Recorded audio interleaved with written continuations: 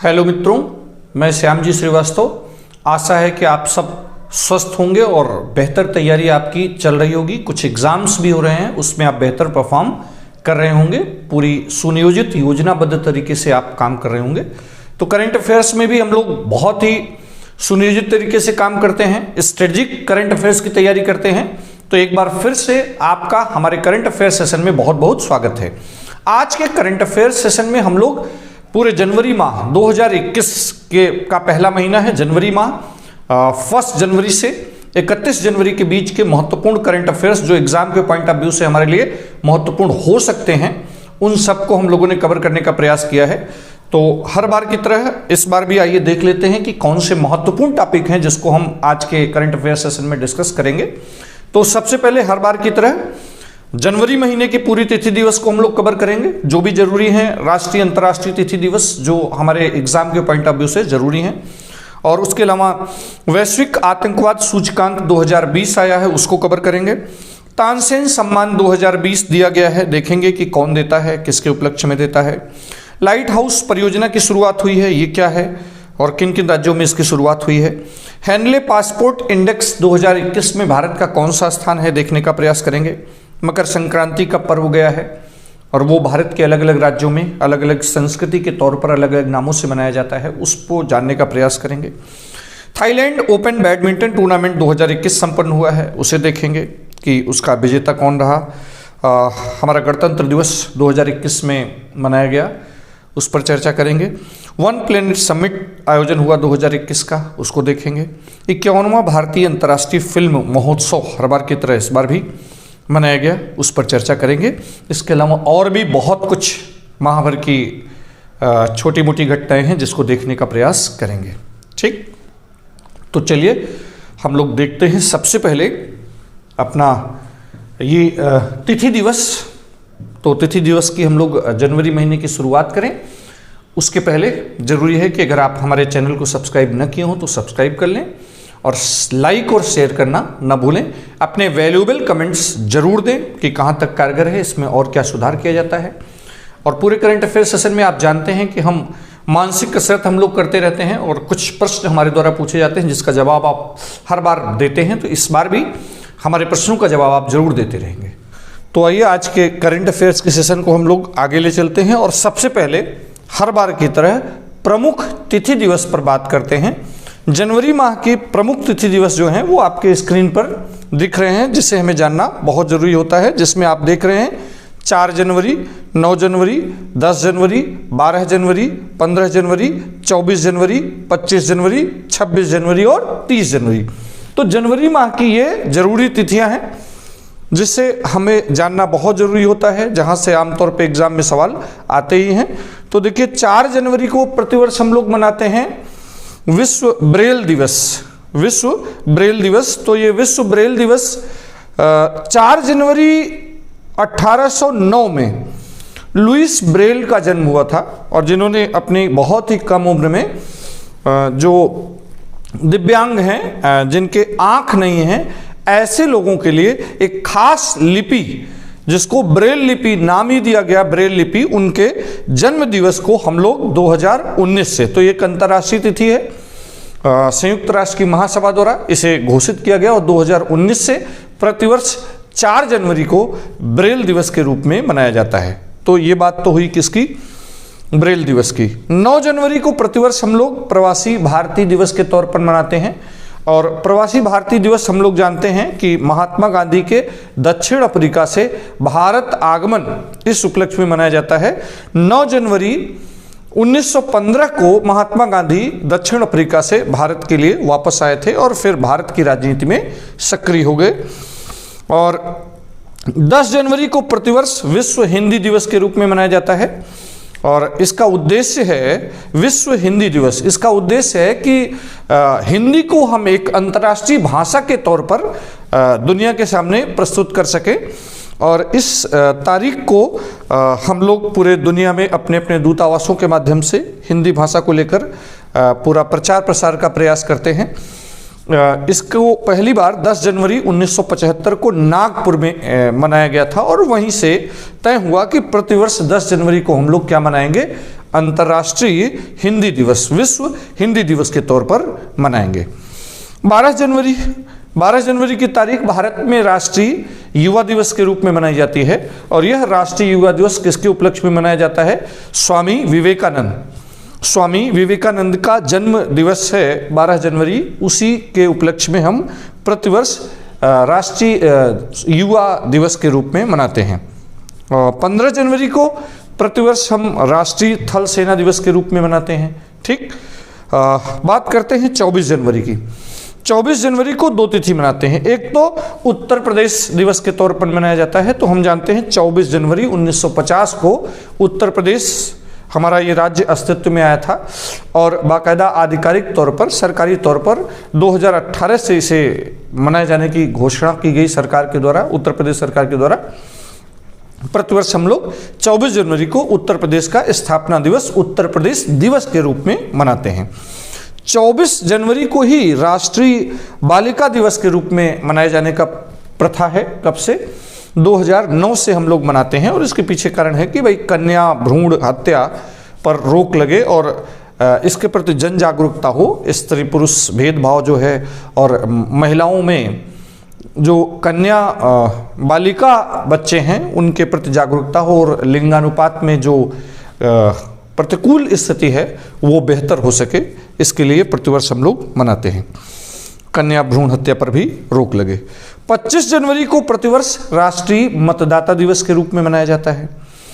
ये किस उपलक्ष्य में मनाया जाता है? 25 जनवरी 1950 को ही भारत के संविधान के अंतर्गत पहली बार निर्वाचन आयोग का गठन हुआ था और वहाँ से हमारी लोकतांत्रिक व्यवस्था की शुरुआत होती है और लोकतंत्र में, प्रातिनिधिक लोकतंत्र में एक निष्पक्ष और मजबूत, स्वतंत्र, सशक्त संवैधानिक निर्वाचन संस्था की आवश्यकता होती है। उसकी शुरुआत 25 जनवरी 1950 से हुई थी। इसी उपलक्ष्य में प्रतिवर्ष हम लोग 25 जनवरी को मनाते हैं क्या? राष्ट्रीय मतदाता दिवस। हम लोगों को वयस्क मताधिकार का अधिकार प्राप्त है। 26 जनवरी को सभी लोग जानते हैं कि हमारा गणतंत्र दिवस होता है। इस वर्ष भी पूरे हर्षोल्लास के साथ हम लोगों ने गणतंत्र दिवस मनाया। हालांकि कोरोना के कारण काफ़ी प्रोटोकॉल का पालन करना पड़ा और एक विदेशी मेहमान, हमेशा मुख्य अतिथि कोई ना कोई होता है, तो इस बार भी इंग्लैंड के प्राइम मिनिस्टर क्या थे हमारे यहाँ मुख्य अतिथि के तौर पर थे, लेकिन कोरोना के कारण वहाँ पर फिर से लॉकडाउन और असमर्थता जताई, तो इस बार हमारे यहाँ मुख्य अतिथि के तौर पर कोई राष्ट्राध्यक्ष या कोई प्रधानमंत्री नहीं था। और 26 जनवरी 1950 को ही भारत का संविधान लागू हुआ था और उस लागू होने की तिथि से ही भारत गणतंत्र हुआ और वहाँ से हम लोग गणतंत्र मनाने की शुरुआत की और प्रतिवर्ष हम लोग मनाते चले आ रहे हैं। तो कमेंट बॉक्स में आप उत्तर दीजिएगा कि 2021, कमेंट बॉक्स में आप उत्तर दीजिएगा कि 2021 का गणतंत्र दिवस कौन सा गणतंत्र दिवस था। ठीक, आपको आंसर करना है। और हमारे पहले निर्वाचित राष्ट्रपति कौन थे? इन दो प्रश्नों का उत्तर आप जल्दी से कमेंट बॉक्स में देंगे। गणतंत्र किसे कहते हैं? ऐसा राष्ट्र जिसके राष्ट्राध्यक्ष का क्या होता है? निर्वाचन होता है, निर्वाचन द्वारा चुने जाते हैं, वंशानुगत पद न हो, उसे क्या कहते हैं? गणतंत्र कहते हैं। भारत एक गणतंत्र है और 26 जनवरी 1950 को यह गणतंत्र बना।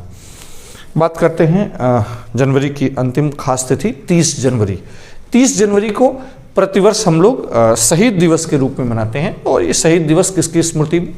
महात्मा गांधी की मृत्यु हुई थी, वो 30 जनवरी को हुई थी। और आप जानते हैं कि 30 जनवरी 1948 को दिल्ली में बिड़ला हाउस में प्रार्थना सभा में जाते समय नाथूराम गोडसे ने गोली मारकर महात्मा गांधी की हत्या कर दी थी। तो इसी उपलक्ष्य में 30 जनवरी को हम लोग प्रतिवर्ष मनाते हैं क्या? राष्ट्रीय शहीद दिवस।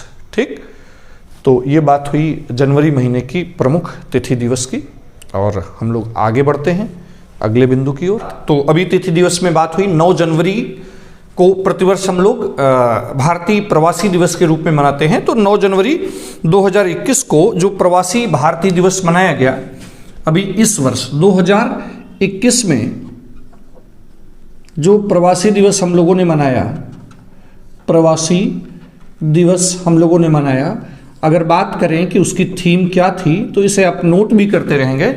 थीम तो आत्मनिर्भर भारत में योगदान करें। कंट्रीब्यूटिंग टू आत्मनिर्भर भारत, थीम क्या रहा? कंट्रीब्यूटिंग टू आत्मनिर्भर भारत, अर्थात आत्मनिर्भर भारत में योगदान करें। आत्मनिर्भर भारत में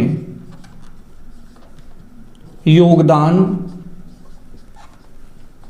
करें। ठीक, तो आप इसे नोट कर लेंगे अपने नोट्स में, जिससे अगर आपसे ऐसे कभी प्रश्न पूछे जाएं कि 2021 प्रवासी भारतीय दिवस का जो थीम था वो क्या था, तो आप उत्तर दे सकें कि कंट्रीब्यूटिंग टू द आत्मनिर्भर भारत या आत्मनिर्भर भारत में योगदान करें। ठीक, चलिए हम लोग आगे बढ़ते हैं। और वैश्विक आतंकवाद रिपोर्ट जो आई है, वैश्विक आतंकवाद सूचकांक जो आया है उस पर बात करते हैं। वैश्विक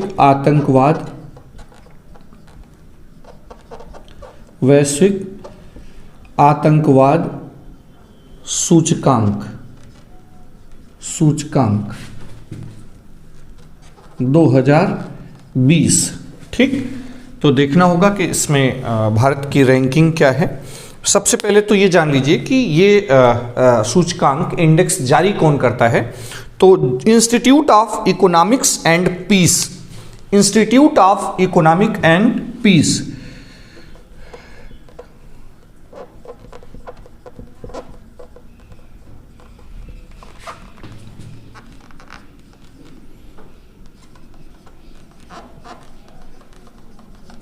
तो ये एक गैर सरकारी संस्था है और उसके द्वारा ये जारी किया जाता है। ये ऑस्ट्रेलिया की संस्था है और 163 देशों में जो भारत का स्थान है, ये ऑस्ट्रेलिया की एक संस्था है, गैर सरकारी संस्था है, उसके द्वारा जारी किया जाता है।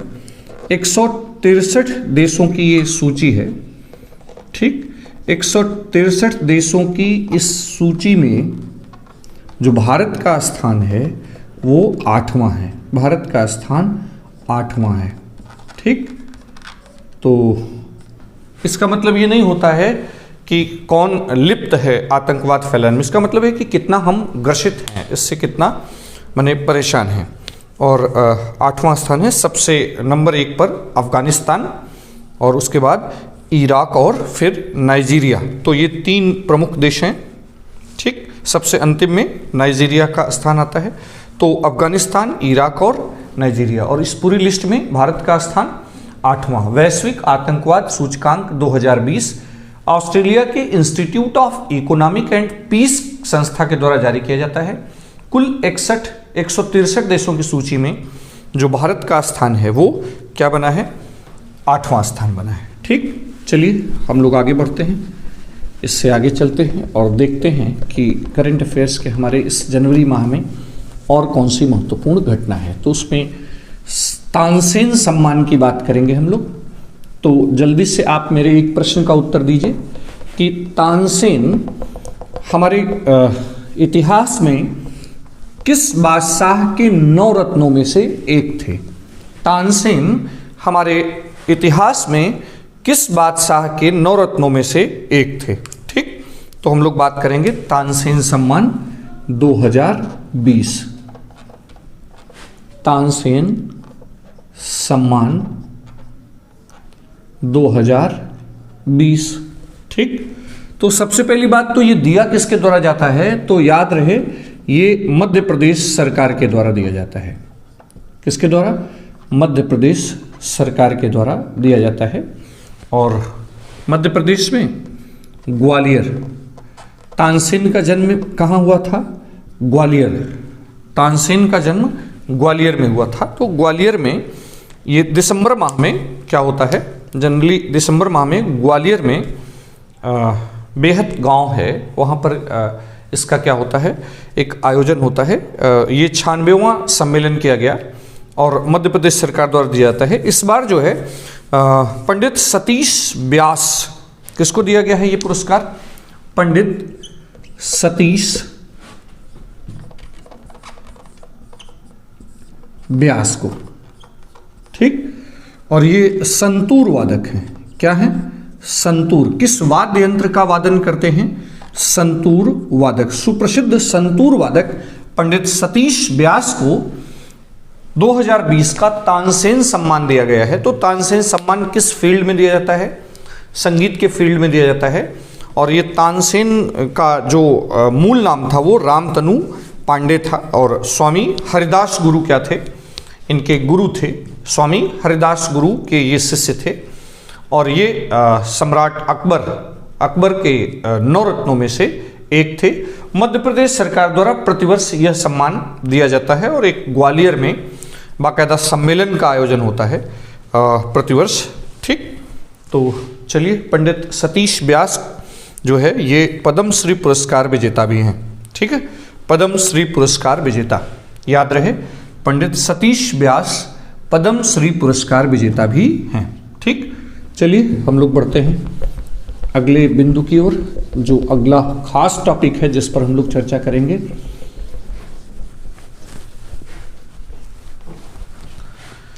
तो नोट कर लेंगे कि रेलवे के एग्जाम चल रहे हैं, तो ये काफ़ी इंपॉर्टेंट भी हो जाता है।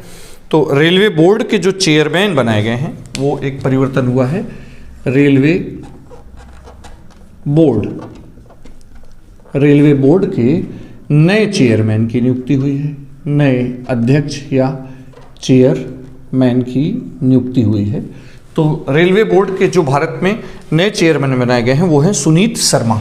ठीक, तो याद रहे, सुनीत शर्मा। किसको बनाया गया है?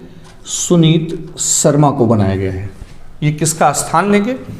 रेलवे बोर्ड के नए अध्यक्ष सुनीत शर्मा हैं। ये किसका स्थान लेंगे? ये बीके यादव का, काफी लंबा कार्यकाल था इनका। ये किसके स्थान पर आ रहे हैं? बीके यादव के स्थान पर।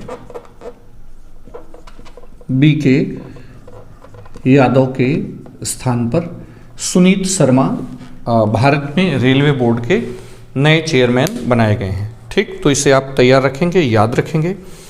आगे चलते हैं। अभी हाल ही में हमारे राज्यों में से असम राज्य ने एक नई घोषणा की है। असम राज्य ने, किस राज्य ने? असम राज्य ने एक प्रस्ताव पारित किया है कि उसके असम राज्य में जो भी ऐसे मदरसे हैं जो राज्य द्वारा संचालित हैं। किसके द्वारा? स्टेट द्वारा, राज्य द्वारा संचालित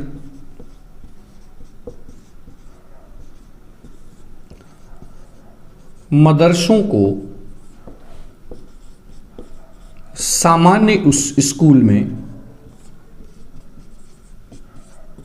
बदलने का प्रस्ताव पारित किया है। तो किस राज्य ने?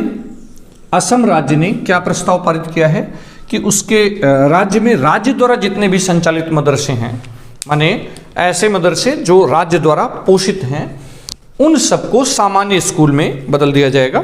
बेसिक और माध्यमिक स्कूल में बदल देने का प्रस्ताव किया गया है। ठीक, तो इसे आप ध्यान में रखेंगे। चलिए आगे बढ़ते हैं हम लोग। अगला जो बिंदु है उसे देखते हैं। 1 जनवरी 2021 से, कब से? 1 जनवरी 2021 से 31 दिसंबर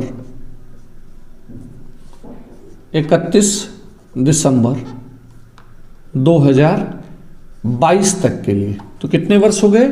2 वर्ष के लिए भारत ने यूएनओ की सुरक्षा परिषद में, यूएनओ की सिक्योरिटी काउंसिल में, सुरक्षा परिषद में क्या कर लिया? अस्थायी सदस्य का, अस्थायी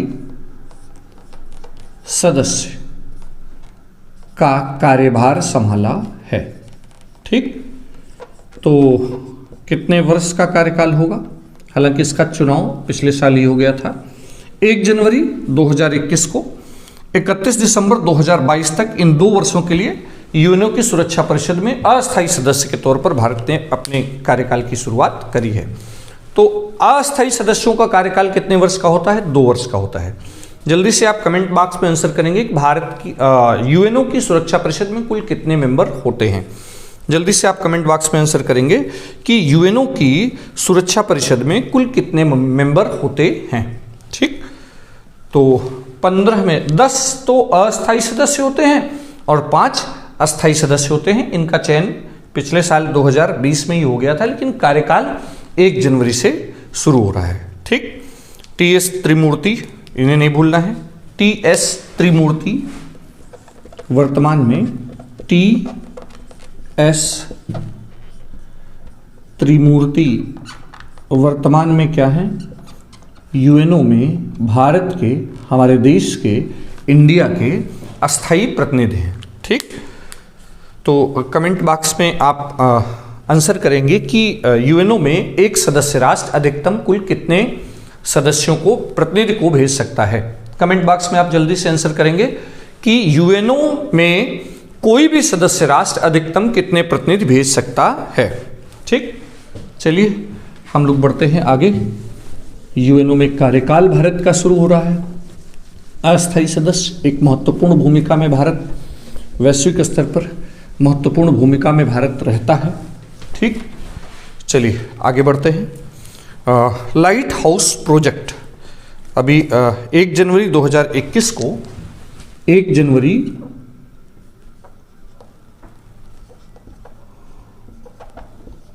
2021 को हमारे प्रधानमंत्री नरेंद्र मोदी ने, हमारे प्राइम मिनिस्टर हैं नरेंद्र मोदी ने भारत के 6 राज्यों में, कितने राज्यों में, 6 राज्यों में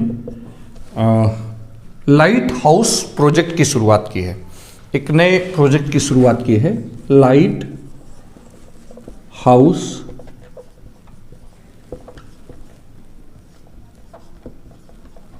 प्रोजेक्ट की शुरुआत की है। तो कब शुरू हुआ, 1 जनवरी 2021 से। कितने राज्यों में, 6 राज्यों में लाइट हाउस प्रोजेक्ट। तो लाइट हाउस प्रोजेक्ट क्या है, इस परियोजना में गरीब और मध्यम वर्गों को एक किफ़ायती आवास देने का प्रोजेक्ट है।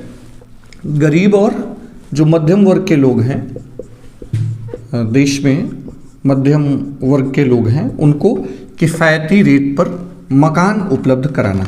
ठीक, इस प्रोजेक्ट के अंतर्गत ये प्लान है। और वो 6 राज्यों में कहाँ कहाँ की बात करें तो लखनऊ, इंदौर, राजकोट, अगरतला, रांची और चेन्नई में। कहाँ कहाँ पर, याद रहे, लखनऊ, लखनऊ माने उत्तर प्रदेश, इंदौर मध्य प्रदेश के इंदौर में, राजकोट, ठीक, राजस्थान में, अगरतला त्रिपुरा में, रांची में और चेन्नई में। ठीक, इन जगहों पर कहाँ कहाँ, 3 जगह फिर से याद रखिएगा और नोट करिएगा, लखनऊ में, इंदौर में, राजकोट में, अगरतला में, रांची में और चेन्नई में लाइट हाउस प्रोजेक्ट की शुरुआत की गई।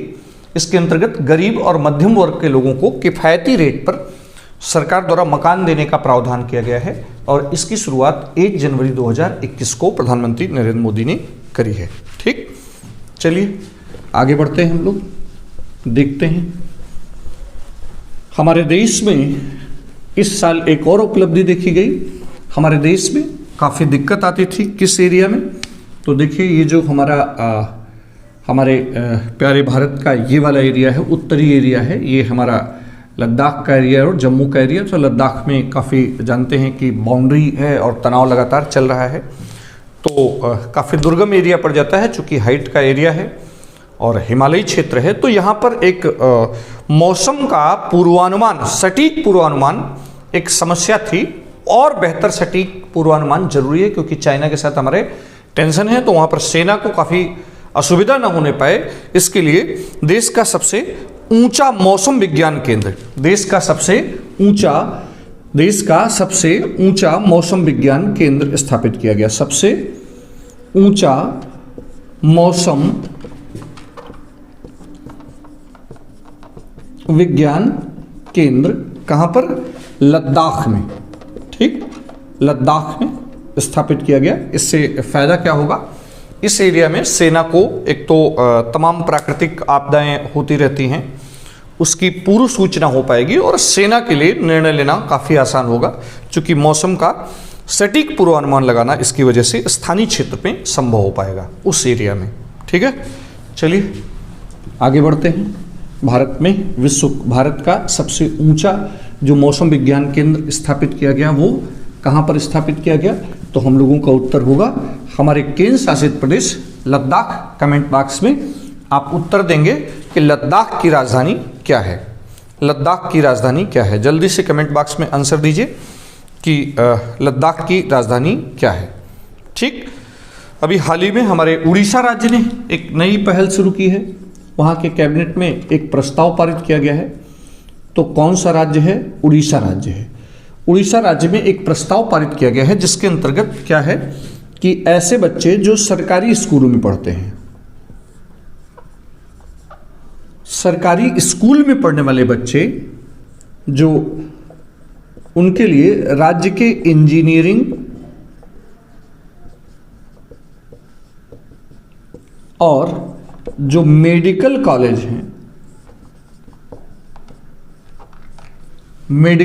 हैं, इन दोनों जगहों पर आरक्षण के प्रावधान संबंधी प्रस्ताव पारित किए गए हैं। तो कौन सा राज्य है जो अपने राज्य में सरकारी स्कूल में पढ़ रहे बच्चों के लिए राज्य के जो इंजीनियरिंग और मेडिकल कॉलेज हैं उसमें आरक्षण संबंधी प्रस्ताव पारित किया गया है? तो वो है कौन सा? उड़ीसा राज्य। ठीक, वो है उड़ीसा राज्य।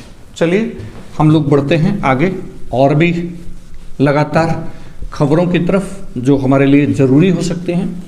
इन सारे बिंदुओं को आप लगातार नोट करते रहेंगे जिससे आप डिस्क्रिप्शन बॉक्स में प्रश्नों का उत्तर बेहतर ढंग से दे सकें। स्टूडेंट क्लासेस प्रयागराज के प्रत्येक वीडियो के डिस्क्रिप्शन बॉक्स में वीडियो पर आधारित एक प्रैक्टिस सेट दिया हुआ है। तो सारे वीडियो के डिस्क्रिप्शन बॉक्स में जाकर के आप एक काफ़ी बड़ा सभी वीडियो में मैथ, रीजनिंग, जीएस, हिंदी, अंग्रेजी जितने भी प्लेलिस्ट चल रही है सभी प्लेलिस्ट के सभी वीडियो में आपको ये खास सुविधा है। तो आप प्रैक्टिस लगातार करते रहें वहाँ से जाकर के। ठीक है, चलिए बढ़ते हैं हम लोग आगे। G7 अंतर्राष्ट्रीय संगठन है। दुनिया के 7 महत्वपूर्ण अर्थव्यवस्था वाले देशों का ये संगठन है। इसकी बैठक इंग्लैंड में जून 2021 में प्रस्तावित है और इसकी जून 2021 में प्रस्तावित बैठक में इंग्लैंड के प्रधानमंत्री की ओर से भारत को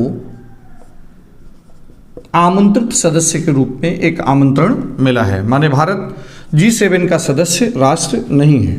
ठीक, अगर हम बात करें तो ये संगठन कब अस्तित्व में आया था तो याद रहे आप 1975 में ये अस्तित्व में आया था और इसमें कुल शामिल देश कौन कौन से हैं? फ्रांस है, इटली है, जर्मनी है और इंग्लैंड, यूनाइटेड किंगडम है, कनाडा है और यूएसए। ठीक, तो ये टोटल हो गए कितने? 6। इसमें हो गया France, Italy, Germany, UK, Canada, USA. बीच में क्या हुआ था? जापान। ठीक, जापान। कुल हो गए 7। बीच में ये G7 G8 हो गया था चूंकि इसमें कुल मेंबर 8 हो गए थे।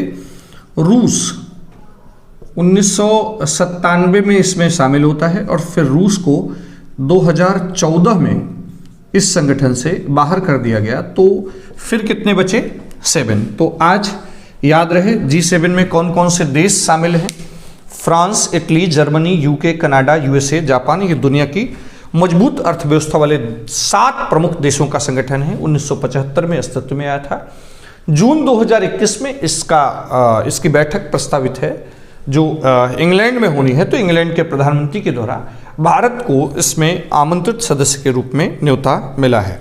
ठीक है, तो आपको याद रहे और भारत इसका मेंबर नहीं है।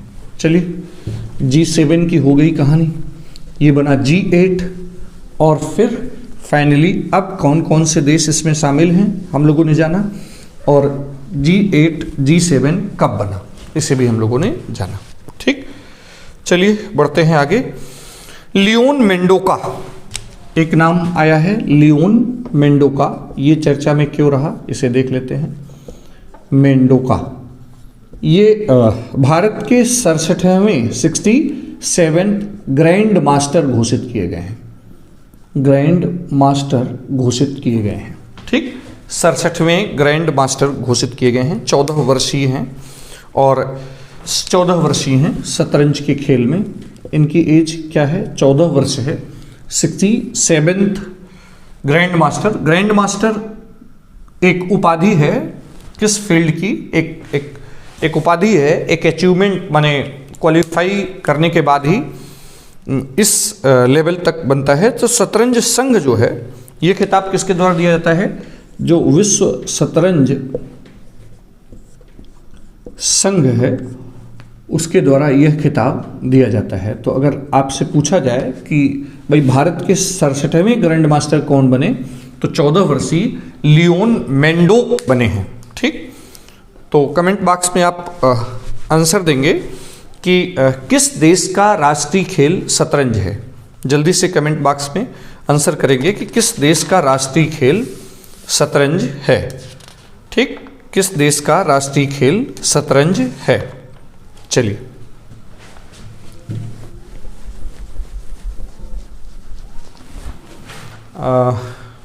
मेरा एक सवाल है कि एक स्कूल एक आईएएस योजना किस राज्य ने शुरू की है?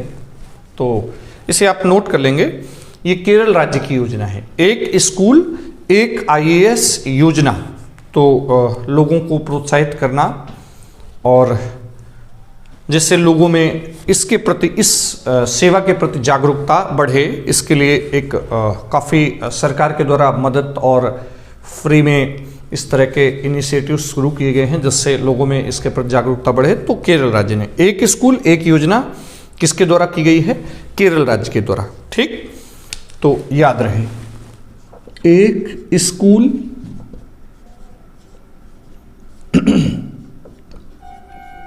एक आईएएस, ये किसकी योजना है? केरल राज्य की योजना है। ठीक, सोमनाथ मंदिर, सोमनाथ मंदिर हम जानते हैं, सोमनाथ मंदिर गुजरात के काठियावाड़ इलाके में है। कहाँ पर है? काठियावाड़ इलाके में है। तो अगर हम भारत के मानचित्र में, ये एरिया गुजरात राज्य का है और ये है कच्छ का प्रायद्वीप, ये है काठियावाड़ का प्रायद्वीप। तो इस काठियावाड़, और ये है कच्छ की खाड़ी और ये खंबात की खाड़ी। तो ये जो गुजरात राज्य का काठियावाड़ का इलाका है, उस इलाके में सोमनाथ मंदिर है। और हम जानते हैं महमूद गजनवी भारत पर कुल 17 बार आक्रमण के लिए जाना जाता है और उसका सबसे जो प्रसिद्ध आक्रमण है, चर्चित आक्रमण है, वो है 16वां आक्रमण और वो सोमनाथ मंदिर पर आक्रमण हुआ था। ठीक, तो सोमनाथ मंदिर के ट्रस्ट का जो अभी अध्यक्ष, ये एक ट्रस्ट है सोमनाथ मंदिर ट्रस्ट, उसके जो अध्यक्ष घोषित किए गए हैं वो कौन घोषित किए गए हैं? नरेंद्र मोदी, हमारे प्रधानमंत्री नरेंद्र मोदी। ठीक, तो अगर आपसे सवाल पूछा जाए कि सोमनाथ मंदिर ट्रस्ट का अध्यक्ष किसे घोषित किया गया, तो वो हैं नरेंद्र मोदी। ठीक, चलिए, ये दो छोटे बिंदुओं पर चर्चा के बाद हम आगे बढ़ते हैं। एक खास फिर से Henley passport index 2021, Henley passport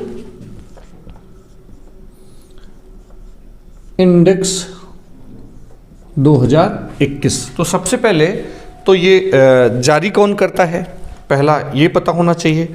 तो international airport transport association, international airport transport association IATA, इस संगठन द्वारा इसे जारी किया जाता है। तो इसके पीछे इसको पासपोर्ट को जारी करने के पीछे ये है कि भाई किस देश का पासपोर्ट कितना शक्तिशाली है, कितना मजबूत है। शक्तिशाली मजबूत का सेंस कि बिना वीजा के पासपोर्ट के दम पर ही, केवल पासपोर्ट के दम पर कितने देशों तक अधिकतम यात्रा हो सकती है। तो इस आधार पर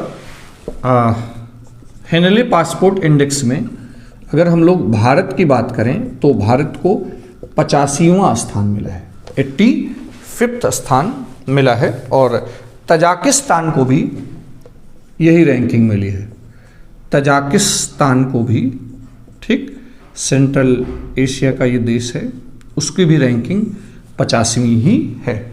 तो Henley passport index international airport transport association द्वारा जारी किया जाता है और ये भारत की इसमें रैंकिंग 50वीं है और तजाकिस्तान को भी यही रैंकिंग मिली है और जापान को सबसे प्रथम स्थान मिला है।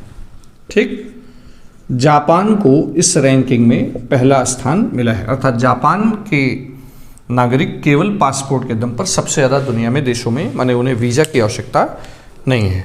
ठीक, चलिए अब अगर तजाकिस्तान की बात है तो यहीं पर हम लोग बात कर लेते हैं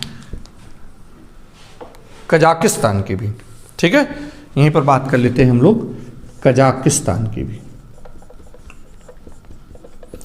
कजाकिस्तान ने अपने देश में मृत्युदंड समाप्त करने की घोषणा की है, मृत्युदंड समाप्त करने की घोषणा की है। दरअसल वहाँ पहले से ही प्रतिबंध लागू था और वो 20 वर्षों का था। कितने? 20 वर्षों को। फिर उसे क्या किया गया है? एक्सटेंड कर दिया गया है, बढ़ा दिया गया है। तो अगर आपसे ये पूछा जाए कि भाई कौन सा देश है जिसने अपने यहाँ मृत्युदंड समाप्त करने की घोषणा की है, तो हम लोगों का उत्तर क्या होगा? कजाकिस्तान। ठीक, और तजाकिस्तान की रैंकिंग पासपोर्ट इंडेक्स में हमारे बराबर रही, भारत के बराबर रही। और हेनले रैंकिंग के अनुसार दुनिया में सबसे मजबूत पासपोर्ट किस देश का है? तो वो जापान का है। किसका है? जापान का है। ठीक है, क्लेयर पोस्लोक काफी चर्चा में है। क्लेयर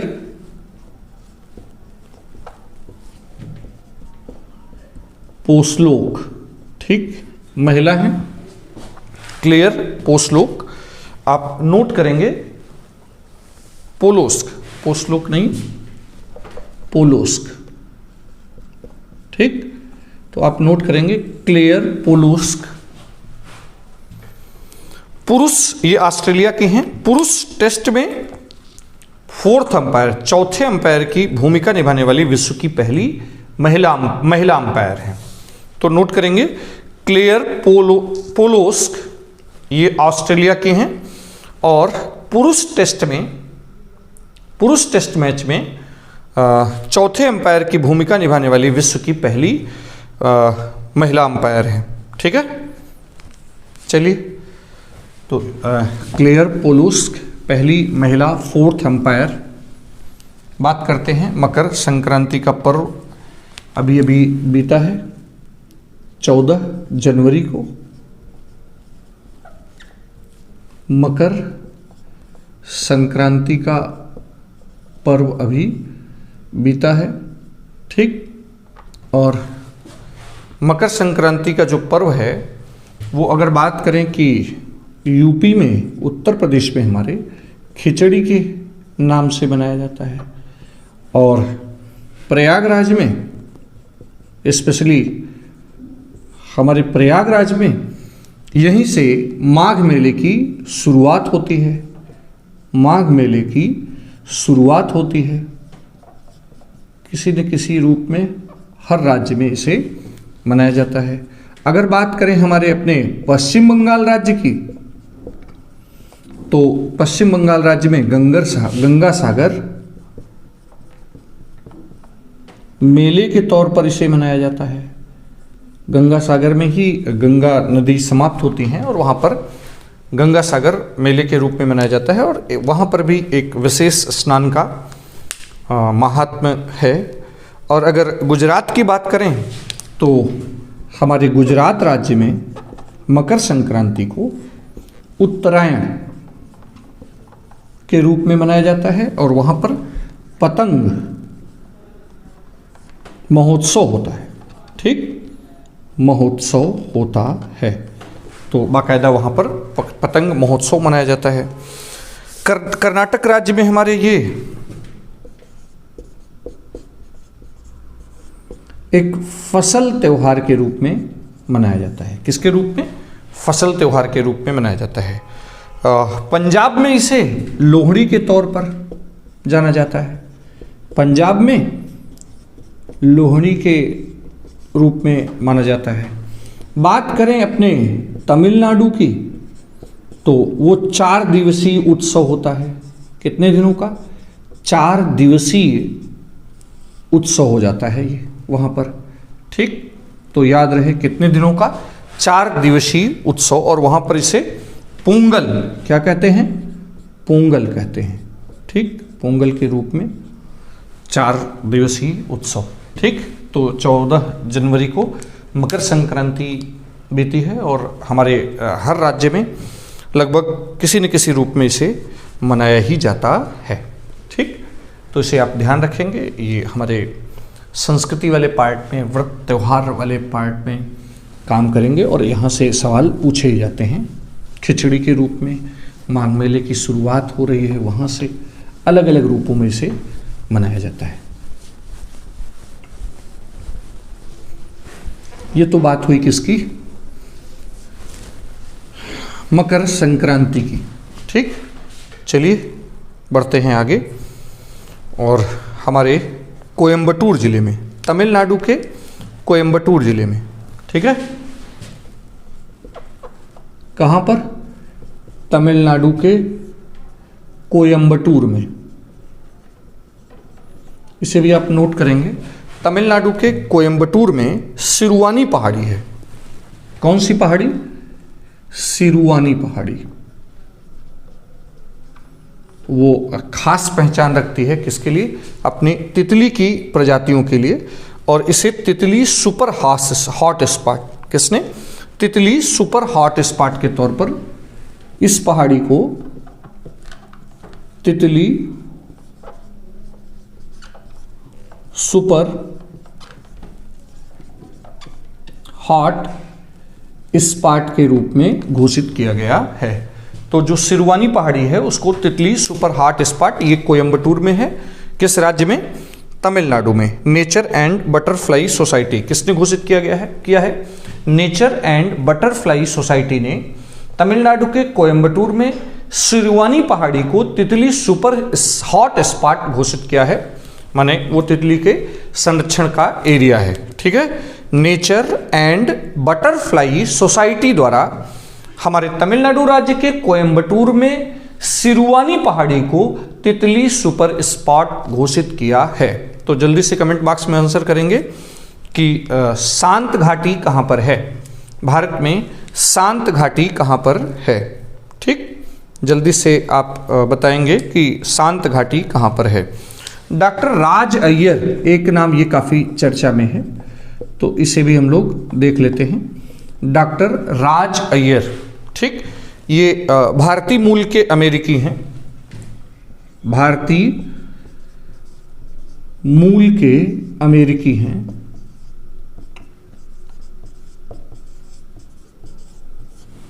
इनको जो यूएसए का पेंटागन है वहाँ पर रक्षा विभाग काम करता है। अमेरिकी सेना में मुख्य सूचना अधिकारी के रूप में नियुक्त किया गया है। इनको अमेरिकी सेना में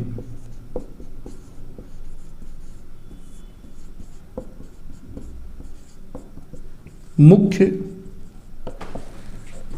सूचना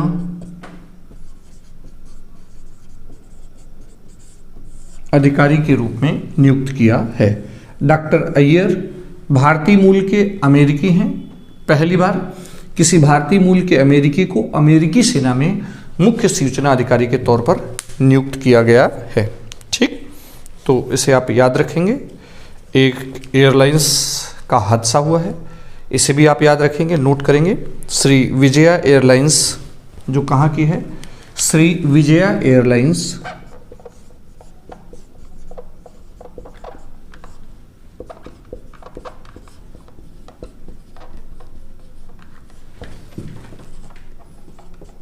इंडोनेशिया के जकार्ता से, ठीक, कहाँ से? इंडोनेशिया के जकार्ता से एक यात्री विमान, काफ़ी पुराना यात्री विमान था जो दुर्घटनाग्रस्त हो गया। यात्री विमान ने जैसे ही उड़ान भरी उसके कुछ देर बाद क्या होता है, समुद्र में क्रैश कर गया, जिसमें 62 लोगों की मृत्यु हो गई। ठीक, 62 लोगों की मृत्यु हो गई। तो जनवरी महीने में इंडोनेशिया के जकार्ता से श्री विजया एयरलाइंस, जो इंडोनेशिया का ही था, उसने एक यात्री विमान था, यात्रा भरी और तकरीबन कुछ देर की यात्रा के बाद समुद्र में क्या होता है, क्रैश हो जाता है और उस पर कुल 62 लोगों की मृत्यु हो गई थी। तो इसे आप ध्यान रखेंगे। भारत में विश्व का सबसे बड़ा तैरता हुआ सोलर प्लांट लगाने की घोषणा की गई है। ठीक है, भारत में विश्व का सबसे बड़ा तैरता हुआ सोलर प्लांट कहाँ लगेगा? नर्मदा नदी पर। तो इसे भी आप याद रखेंगे। मध्य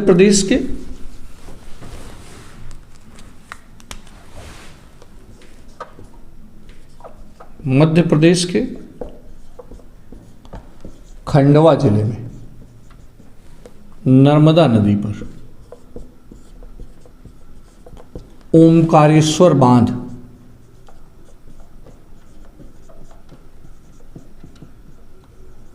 ओमकारेश्वर बांध पर क्या घोषणा की गई है? विश्व का सबसे बड़े सोलर पावर प्लांट। तो दुनिया का सबसे बड़े पावर प्लांट को कहां लगाने की घोषणा की गई है? मध्य प्रदेश राज्य के खंडवा जिले में नर्मदा नदी पर ओमकारेश्वर बांध पर इसको स्थापित करने की घोषणा की गई है। ठीक, और पिछले साल ही चर्चा में था ओपन स्काई ट्रीटी। ठीक, ओपन स्काई ट्रीटी, इससे लास्ट ईयर हम लोगों ने क्या देखा था? यूएसए ने अलग होने की घोषणा की थी और अभी क्या है, लेटेस्ट रूस ने भी घोषणा कर दी।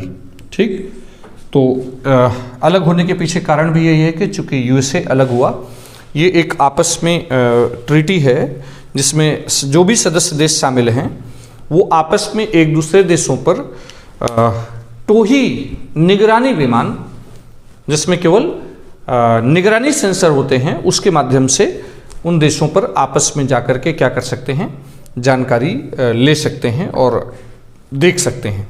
ठीक, तो इसमें से चूंकि यूएसए चला गया इसलिए अब रसिया ने, अभी लेटेस्ट क्या है, ओपन स्काई ट्रीटी से कौन अलग होने की घोषणा किया है?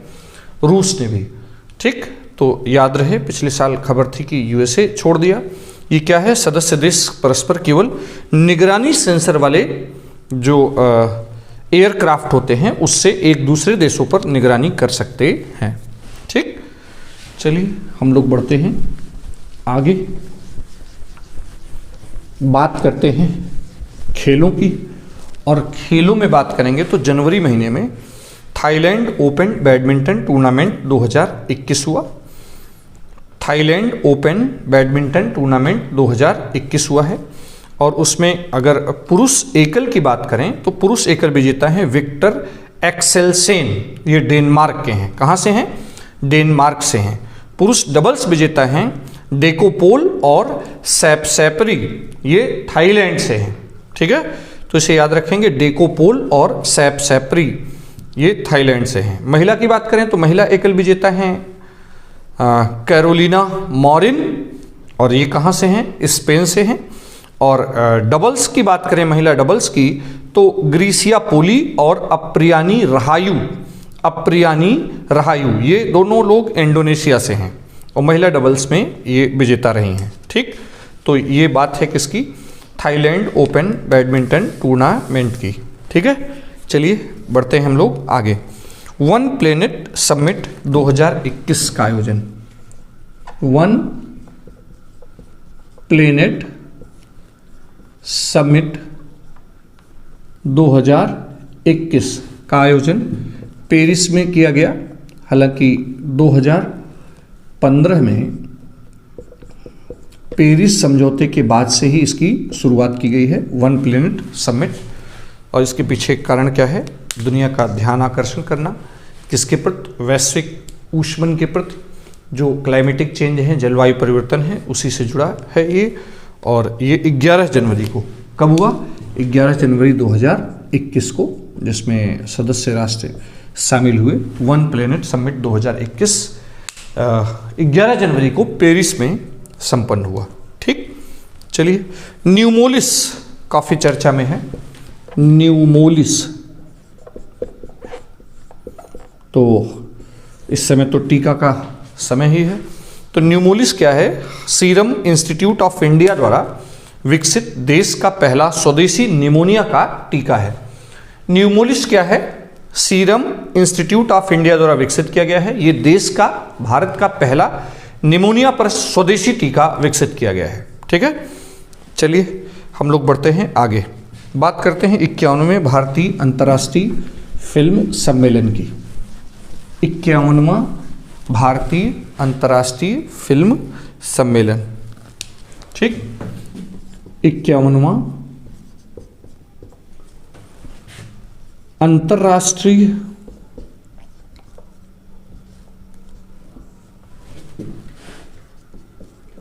भारतीय फिल्म महोत्सव 2021। ठीक, तो हर बार की तरह इस बार भी आयोजित किया गया गोवा में 16 से 24 जनवरी के बीच गोवा में आयोजित किया जाता है। और इस बार भी 16 से 24 जनवरी के बीच आयोजित किया गया। और इस बार का जो फोकस देश था वो था कौन सा? बांग्लादेश। तो ये गोवा में आयोजित किया जाता है। भारत का जो संस्कृति मंत्रालय है उसके और गोवा के संस्कृति मंत्रालय के द्वारा, और भारतीय फिल्मों का जो वैश्विक स्तर पर प्रदर्शन और प्रचार प्रसार, इसके लिए काफ़ी महत्वपूर्ण ये आयोजन है। और इस साल जो फोकस कंट्री रहा वो कौन रहा? बांग्लादेश। ठीक, चलिए हम लोग बढ़ते हैं आगे, बात करते हैं इस बार के महावीर चक्र। महावीर चक्र, तो ये हमारा वीरता पुरस्कार है। वीरता पुरस्कारों में सबसे बड़ा वीरता पुरस्कार परमवीर चक्र, उसके बाद महावीर चक्र और उसके बाद वीर चक्र। तो इस साल गणतंत्र दिवस पर, गणतंत्र दिवस के पर 2021 में कर्नल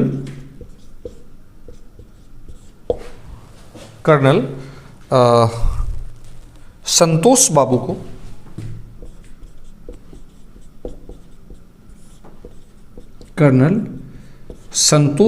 को क्या दिया गया? महावीर चक्र प्रदान किया गया। और कर्नल संतोष बाबू जो है वो अपनी अंतिम सांस तक जो गलवान घाटी में चीन और भारतीय सैनिकों के साथ एक झड़प हुई थी, संघर्ष हुआ था, उसमें देश के आन मान और शान के लिए अंतिम सांस तक लड़ते रहे और अंततः जो है शहीद हुए देश की रक्षा में। और देश ने महावीर चक्र से इन्हें नवाजा है, कर्नल संतोष बाबू को। गलवान घाटी में काफ़ी 21 सैनिक करीब मारे गए थे भारत के, और सैनिकों को वीर चक्र से सम्मानित किया गया है। ठीक, तो 2021 में महावीर चक्र दिया गया है कर्नल संतोष बाबू को।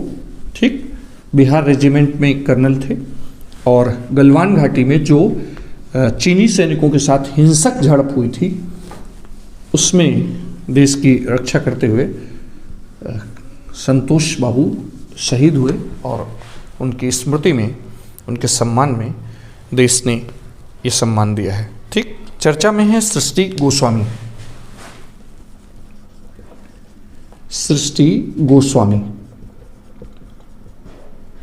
क्यों चर्चा में है? सृष्टि गोस्वामी को वुमेन एम्पावरमेंट और बालिकाओं को के महत्व को आगे बढ़ाने और सशक्तिकरण, बालिका सशक्तिकरण के लिए एक बाल सदन का आयोजन किया गया था उत्तराखंड में। और उत्तराखंड राज्य में इन्हें बाल मुख्यमंत्री नियुक्त किया गया। एक दिन के लिए, एक दिन का बाल मुख्यमंत्री नियुक्त किया गया था। ठीक, तो सृष्टि गोस्वामी इसलिए चर्चा में। हम लोग जानते हैं कि प्रतिवर्ष वीरता पुरस्कार दिए जाते हैं, ठीक, बाल पुरस्कार, राष्ट्रीय बाल पुरस्कार दिए जाते हैं। और इस साल कुल 32 बच्चों को राष्ट्रीय बाल पुरस्कारों में, राष्ट्रीय बाल पुरस्कार कुल 32 बच्चों को दिया गया। तो वर्ष में देश भर के वो बच्चे जो सार्वजनिक जीवन में और किसी खास क्षेत्र में और बहादुरी, समाज सेवा, इन सब में बेहतर योगदान देते हैं, उनको चुना जाता है और भारत सरकार और भारत के राष्ट्रपति की ओर से यह पुरस्कार प्रदान किया जाता है। ठीक, तो ये था इस साल का 32 बच्चों को पुरस्कार गया है। और सृष्टि गोस्वामी को एक दिन का बाल मुख्यमंत्री नियुक्त किया उत्तराखंड राज्य में। कहां पर? उत्तराखंड राज्य में। ठीक है, चलिए हम लोग बढ़ते हैं आगे, बात करते हैं इसरो की। इसरो का पूरा नाम कमेंट बॉक्स में जल्दी से आंसर करेंगे। इसरो का पूरा नाम कमेंट बॉक्स में जल्दी से आप आंसर करेंगे। तो हमारे अंतरिक्ष संगठन इसरो ने पूरे देश में करीब 100, पूरे देश में कितने? देश भर में 100 अटल टिकरिंग लैब्स, अटल टिकरिंग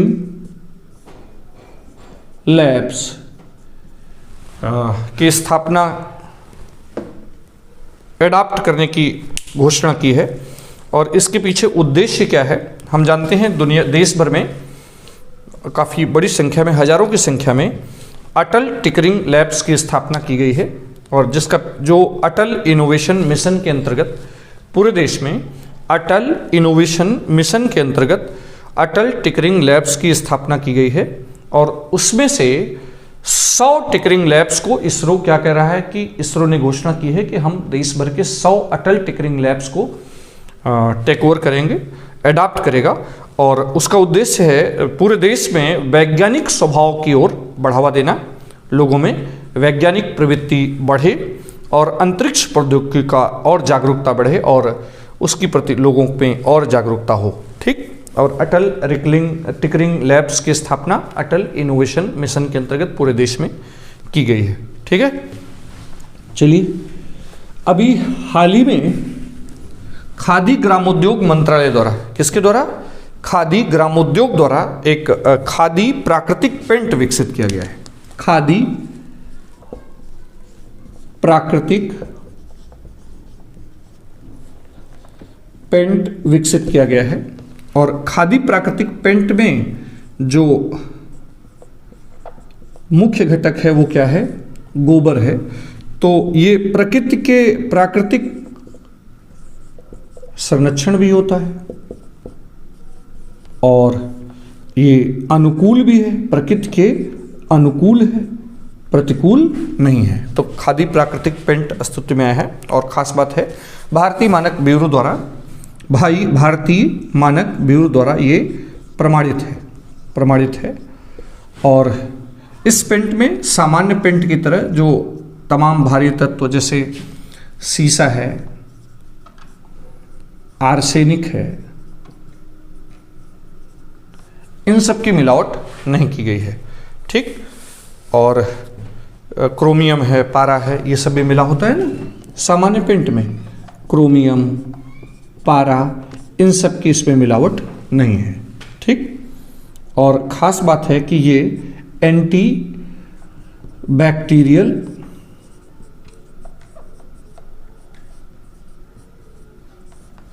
और एंटी फंगस है, एंटी बैक्टीरियल और एंटी फंगस पेंट है।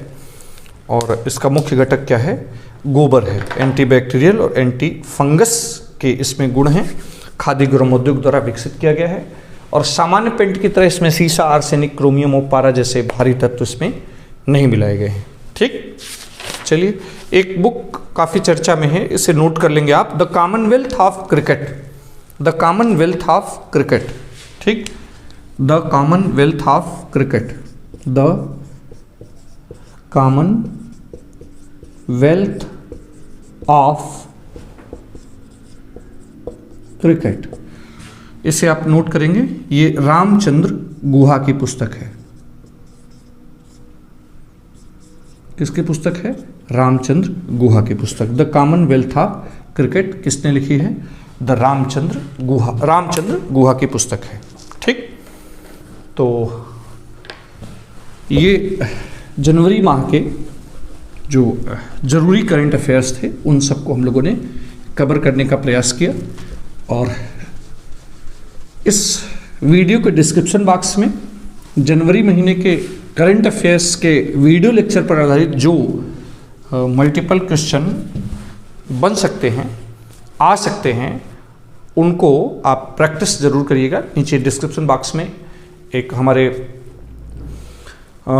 लिंक लगा हुआ है हमारे वेबसाइट का, और उसे टच करके आप हमारे वेबसाइट पर जाएंगे और वहाँ पर आपको इस वीडियो पर आधारित पूरे जनवरी माह के जरूरी सभी बिंदुओं को कवर करते हुए कुछ प्रैक्टिस प्रश्न मिलेंगे, तो उसे आप हल करेंगे और उस प्रैक्टिस प्रश्न को हल करके आप अपना स्कोर भी जान सकते हैं, जिससे आप अपना स्वयं का मूल्यांकन लगातार करते रहें।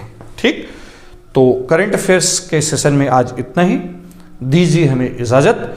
जल्दी ही हम खास कॉन्सेप्ट क्लास के साथ आपके साथ फिर हाजिर होंगे। तब तक के लिए धन्यवाद।